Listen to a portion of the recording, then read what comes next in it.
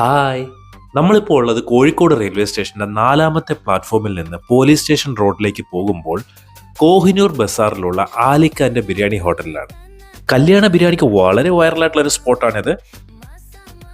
കോഴിക്കോടൊക്കെ വരുന്നവരാണെങ്കിൽ എന്തായാലും ആലിക്കാന്റെ ബിരിയാണി സ്പോട്ട് ഒന്ന് ട്രൈ ചെയ്യണം.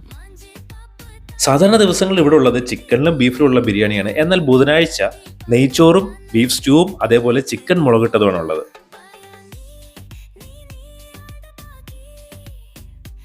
ഏകദേശം 28 വർഷത്തോളമായി ആലിക്ക ഇവിടെ ബിരിയാണി കൊടുക്കാൻ തുടങ്ങിയിട്ട്.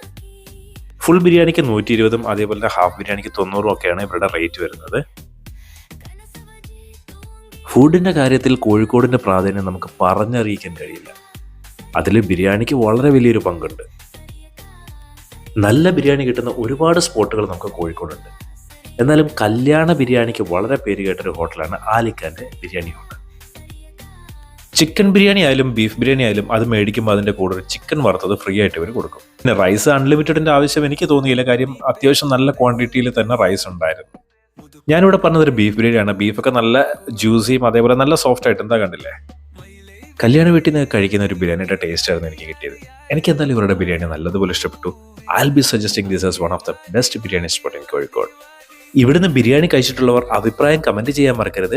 അപ്പോൾ ഞങ്ങളുടെ വീഡിയോ സപ്പോർട്ട് ചെയ്യുക. അടുത്തൊരു വീഡിയോയുമായി ഉടനെ വരും. അതുവരെ ബൈ.